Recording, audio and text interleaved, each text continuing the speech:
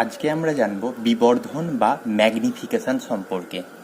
তো ফিজিক্সে এটা কি, এটা বোঝার আগে খুব সাধারণভাবে ব্যাপারটাকে বুঝি যে বিবর্ধন বা ম্যাগনিফিকেশন কি।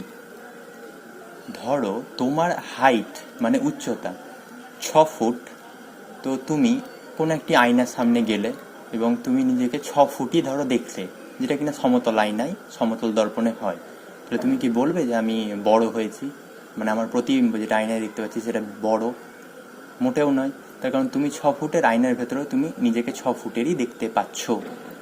কিন্তু যদি এমন কোনো বিশেষ ধরনের আয়নার সামনে তুমি গিয়ে দাঁড়ালে আর তোমার হাইট 6 ফুট, কিন্তু তুমি আয়নার ভেতরে তুমি নিজেকে দেখছো ধরো 12 ফুটের, তখন তুমি কি বলবে?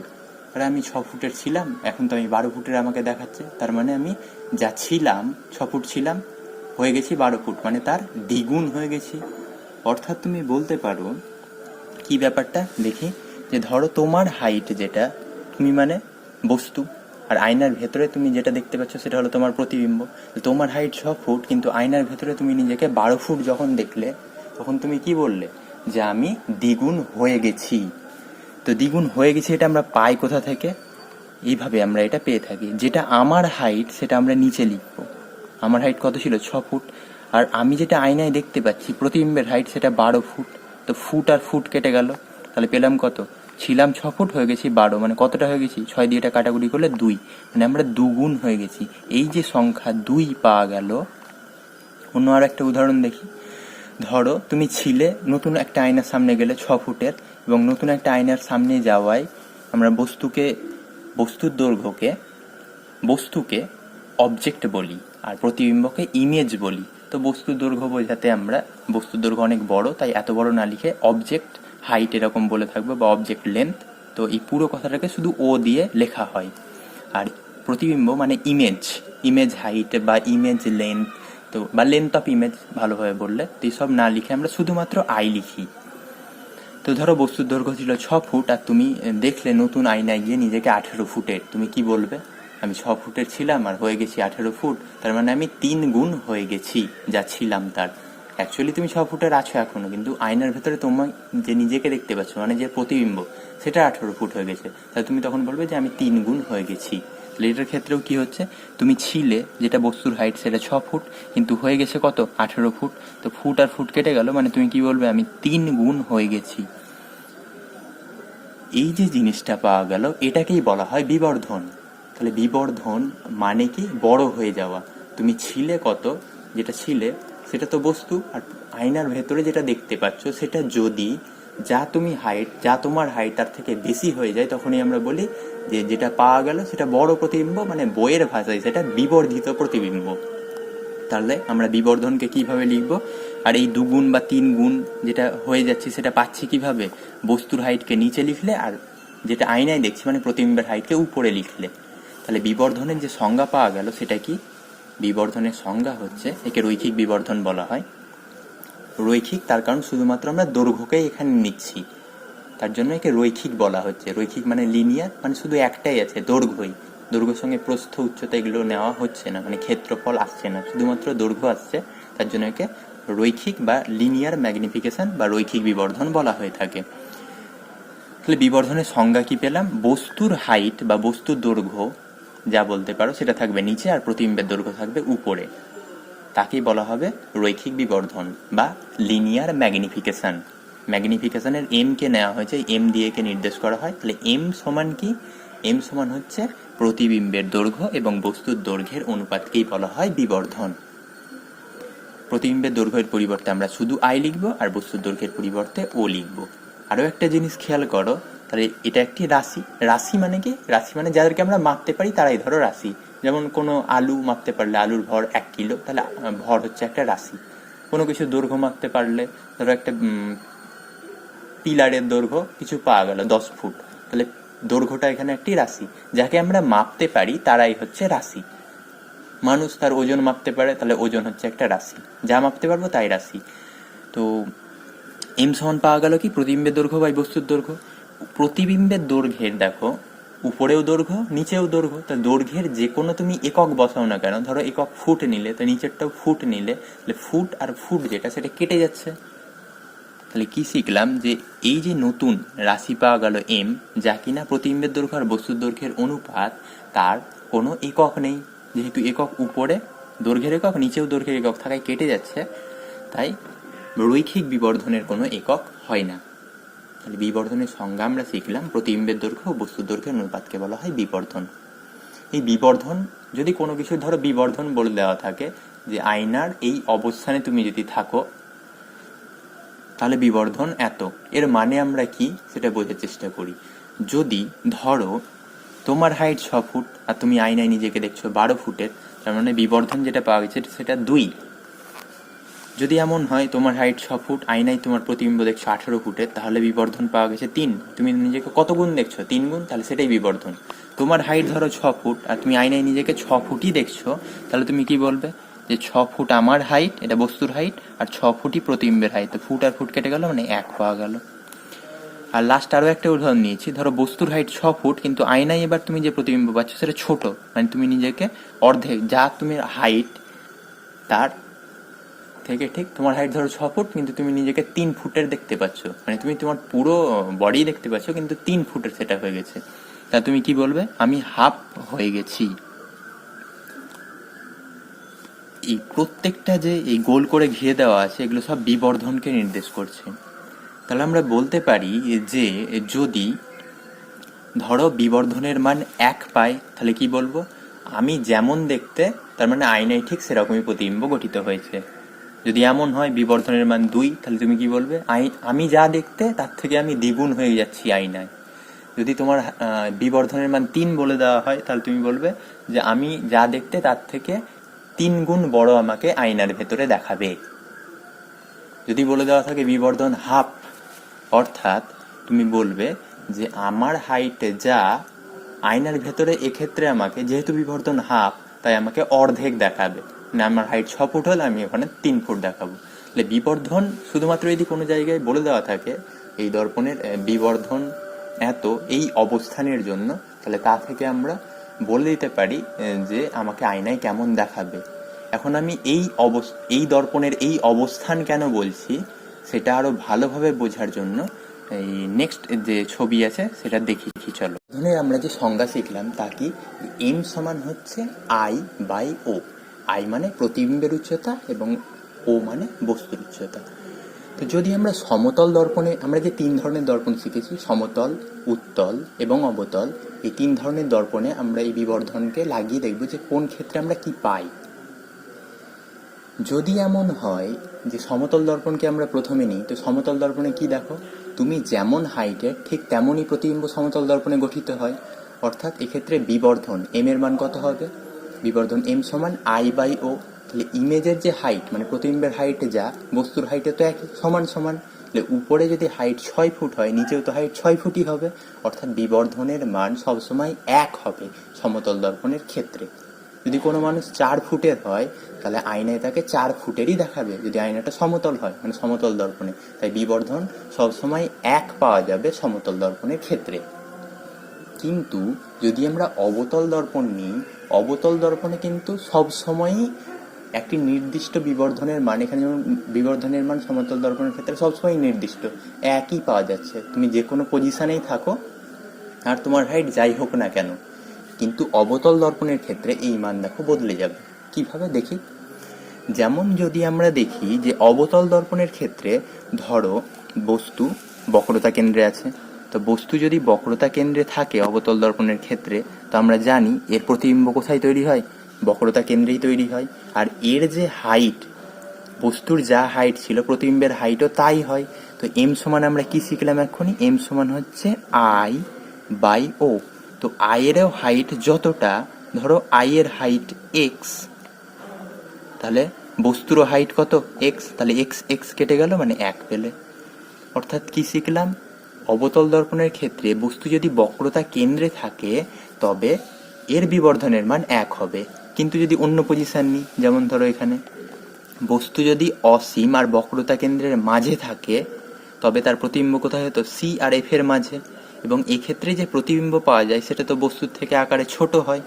তাহলে যদি এখানে আমরা এম সমান আই বাই ও ক্যালকুলেট করি তো কি দেখতে পাচ্ছি যে যেটা প্রতিবিম্বের হাইট সেটা কম আর বস্তুর হাইটে বেশি।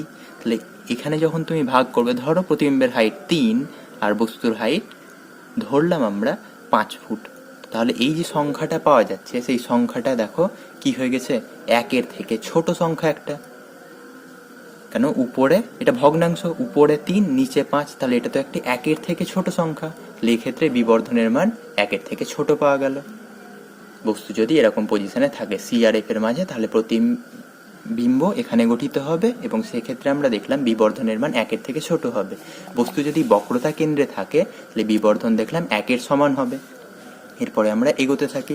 বস্তু, তাহলে দেখো বস্তু যে এগিয়ে যাচ্ছে সেটা কি, বস্তু প্রথমে এখানে ছিল, এখন বস্তুকে কি তুলে এখানে আনলাম, তার বস্তুটা তো এগিয়ে গেল দর্পণের দিকে। বস্তু যত এগোতে থাকছে, এখানে বস্তু থাকলে তার প্রতিবিম্ব দেখো এখানে হয়েছিল, এবার বস্তু যখন একটু এগিয়ে সিতে এলো, প্রতিবিম্বও দেখো এই দিকে চলছে যেন, মানে বস্তুকে তুমি যত দর্পণের দিকে নিয়ে আসবে প্রতিবিম্ব তত দর্পণ থেকে দূরে সরতে থাকবে।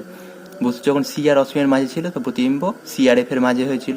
এবার বস্তুকে তুলে যখনই আমরা সিতে নিয়ে এলাম, তার মানে বস্তু এগিয়ে এসছে এখান থেকে সিতে, তো প্রতিবিম্ব দেখো সি আর এফ এর মাঝামাঝি কোথাও ছিল, প্রতিবিম্ব আবার এই দিক থেকে এই দিকে এগিয়ে চলে আসছে, মানে দর্পণ থেকে দূরে সরে যাচ্ছে। মানে বস্তুকে এরপরে যদি আমরা এফ, এটা এফ আর এটা সি, এফ আর সি এর মাঝে কোথাও একটা নিয়ে যাই, মানে আরেকটু এগিয়ে নিয়ে যায়, তাহলে প্রতিবিম্ব কোথায় হবে, এখান থেকে আরেকটু দূরে সরে আসবে, মানে সি আর অসীমের মাঝে হয়ে যাবে।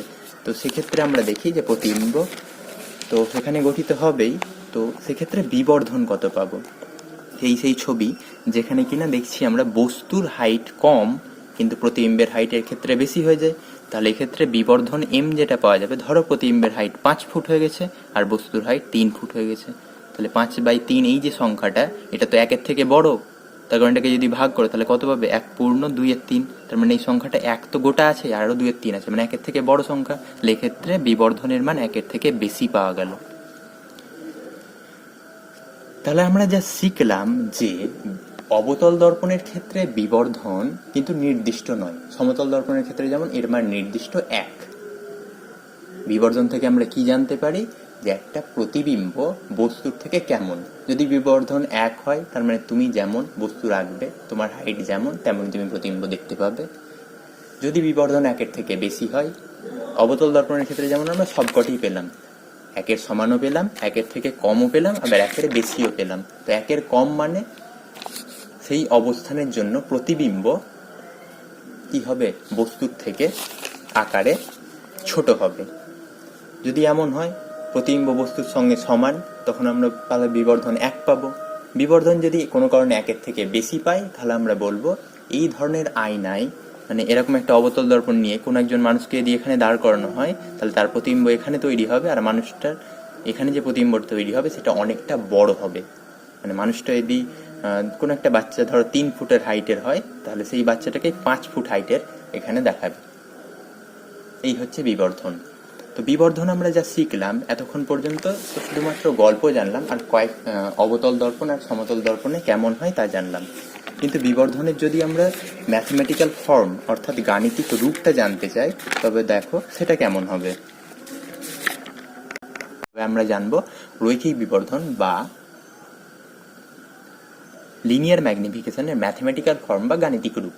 তো এর জন্য আমরা যা করেছি তা হলো বস্তুকে সি আর অসীমের মাঝে রেখেছি, তার জন্য প্রতিবিম্ব তৈরি হয়েছে সি আর এফ এর মাঝে। এরকমটাই হয়ে থাকে, এগুলো আমরা আগের ভিডিওতে পড়েছি। যারা এটা বুঝতে অসুবিধা হচ্ছে যাদের, তারা আগের ভিডিওগুলো দেখলে অবশ্যই এটা বুঝতে পারবে। তো এক্ষেত্রে বস্তুর হাইট যা থাকে প্রতিবিম্বের হাইট তার থেকে কম হয়। এক্ষেত্রে দেখো যে দুটো রশ্মিকে ব্যবহার করা হয়েছে, একটা রশ্মি গিয়ে এখানে পড়ে এদিক দিয়ে গেছে আর একটা রশ্মি বক্রতা কেন্দ্র দিয়ে গেছে, তাই সরাসরি ফিরে এসছে। এই ছবি থেকে আমরা যা বুঝবো তা হলো যে দেখো এই রশ্মিটি যদি এভাবে পড়ে এখানে এভাবে গেছে, তাহলে এটা যদি সি হয় বক্রতা কেন্দ্র, এটা বক্রতা কেন্দ্র, তাহলে সি আর ও বিন্দুকে যদি আমরা মিলিয়ে দিই তাহলে কি পাবো, বক্রতা ব্যাসার্ধ। তাহলে এটা এখানে হয়ে গেছে বক্রতা ব্যাসার্ধ। বক্রতা ব্যাসার্ধ সবসময় এই লাইনটার সঙ্গে কিভাবে থাকে, লম্বভাবে থাকে। এটা যদি লম্বভাবে থাকে তাহলে বক্রতা ব্যাসার্ধ আমাদের অভিলম্বের কাজ করছে। সবসময় দর্পণের উপর লম্বভাবে যেটা থাকে তাকে বলা হয় অভিলম্ব। তো এই দর্পণের সঙ্গে লম্বভাবে কি আছে, সি ও লাইন। তাহলে সি ও লাইন বক্রতা ব্যাসার্ধের যে কাজ করছে, বক্রতা ব্যাসার্ধ সেটা অভিলম্বের কাজ করছে। তো এই অভিলম্ব যেহেতু এটা, আর এখানে আলোক রশ্মি এভাবে পড়েছে, তাহলে এটা হলো আপতিত আলোক রশ্মি, তাহলে এটা হবে আপতন কোণ। আর এটা প্রতিফলিত আলোক রশ্মি, তাহলে এটা হবে প্রতিফলন কোণ। এখন দেখো তাহলে এটা আপতন কোণ আর প্রতিফলন কোণ। আমরা জানি আপতন কোণ আর প্রতিফলন কোণ সবসময় সমান হয়, এটাই প্রতিফলনের সূত্র। তাহলে আমরা এই যে কোণটা এঁকেছি এই কোণটা আর নিচের দিকে যে কোণটা আছে এই কোণটা সমান, এই দুটো কোণ তবে সমান সমান, এটা আমরা এই রশ্মি চিত্র থেকে বুঝতে পারছি। এখন আমরা বিবর্ধনের যে সংজ্ঞাটা পড়লাম সেটা কি, এম সমান হচ্ছে আই বাই ও। আই মানে ইমেজ হাইট, ও মানে অবজেক্ট হাইট, মানে আই মানে প্রতিবিম্বের উচ্চতা আর ও মানে হচ্ছে বস্তুর উচ্চতা। তো প্রতিবিম্বের উচ্চতা আর বস্তুর উচ্চতা আছে এমন ত্রিভুজকেই কাজে লাগাবো, তবেই তো তার পরিবর্তে আমরা এম লিখতে পারি। তো দেখো কোথায় আছে, এবং সেই ত্রিভুজ দুটো সদৃশকোণী যদি হয় তবেই তো আমরা সেটা থেকে আরো কিছু বের করতে পারবো। তো এখানে যে ত্রিভুজটা তুমি দেখতে পাচ্ছ যে সেই ত্রিভুজটা কি, পি কিউ। দেখো পি কিউ ত্রিভুজে কি আছে, বস্তুর হাইট আছে, এই পি কিউ লাইনে বস্তুর হাইটটা আছে, আর ছোট পি কিউ লাইনে প্রতিবিম্বের হাইটটা আছে।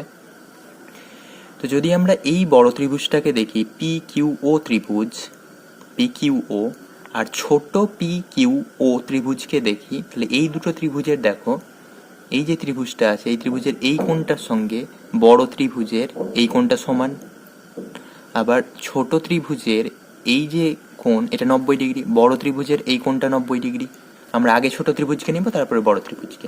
তো ছোট ত্রিভুজের তাহলে দুটো কোণ, বড় ত্রিভুজের দুটো কোণে সমান হয়ে গেছে, তাহলে 3 নম্বর যে কোণটা বেঁচে থাকলো মানে এই কোণটা আর বড় ত্রিভুজের এই যে কোণ, এই দুটো কোণ সমান সমান হবে।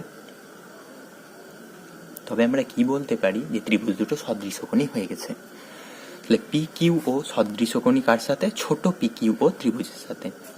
এই যে পি কিউ ও ত্রিভুজের যেখানে হাইট আছে বস্তুর সেটাকে নিতে হবে, আর প্রতিবিম্বের হাইট যেখানে আছে সেই বাহু দুটোকে নিতে হবে। তাহলে এই যে বাহুটা আছে আমাদের, এই বাহুটাই দেখো বস্তু বা প্রতিবিম্বের হাইট নেই, তাহলে এটা আমাদের কোনো কাজের নয়। এই ছোট ত্রিভুজের ক্ষেত্রেও এই যে যেটা কিনা অতিভুজ বলতে পারো এই ত্রিভুজটার, এই ত্রিভুজের ক্ষেত্রেও যেটা অতিভুজ বলতে পারো ওটা আমাদের কোনো কাজের নয়। তাই আমরা প্রথমে নিচ্ছি ছোট ত্রিভুজটাকে। তো ছোট ত্রিভুজের এই কোণটার সামনে থাকা বাহুকে পি কিউ, তো এই কোণটার মতো সমান কোণ বড় ত্রিভুজে কোণটা এটা, তাহলে এই কোণের সামনে থাকা বাহুকে বড় পি কিউ।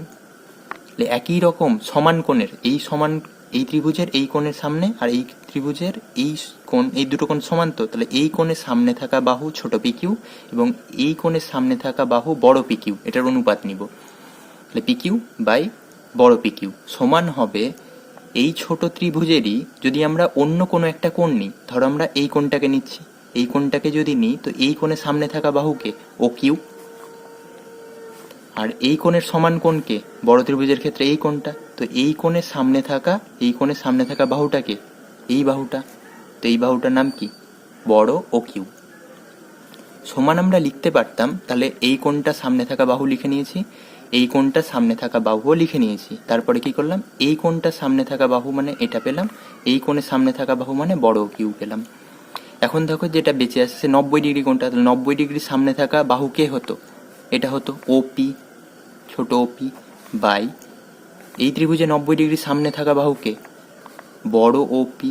কিন্তু এই যে বড় ওপি হোক আর ছোট ওপি হোক ওটা আমাদের যে ক্যালকুলেশন তাতে কোনো প্রয়োজন নেই, এটা অপ্রয়োজনীয় একটা অংশ, তাই এই বাহুটার অনুপাতকে আমরা নিচ্ছি না।